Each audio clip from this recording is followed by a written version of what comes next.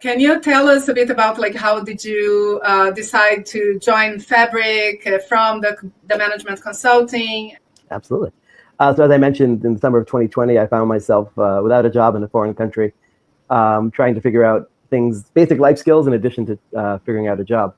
I'd come as a consultant, and one of the things I had planned to do as a consultant was to build a book of business. So to get clients from in Israel that I could represent for my consulting company. Because I had at that point a real decision point. Do I continue being a consultant, which for all its pluses and minuses, I understood well, I knew I could do pretty well even in Israel, or do I, at that point, I was relatively old for a new Oleh. I was around 40. So I said, okay, if I don't jump into the startup ecosystem now, it's just going to get harder and harder the more I delay. So I said I could go the consulting route, or I could decide to jump into the ecosystem. And I said, let me try to jump into the ecosystem because it's super strong in Israel, obviously. There's a huge variety of companies and opportunities, and it really is what drives a lot of the economy. So I could, again, be a consultant to that space, but consulting business in Israel is quite a bit different than the consulting business in the States. As a lot of people anywhere else in the world, they say. Yes.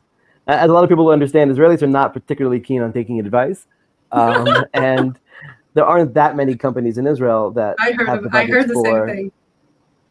budgets for the big consulting companies. So at least at the big consulting companies, and certainly the international ones, you end up working a lot with governmental organizations or multinationals that have presences here.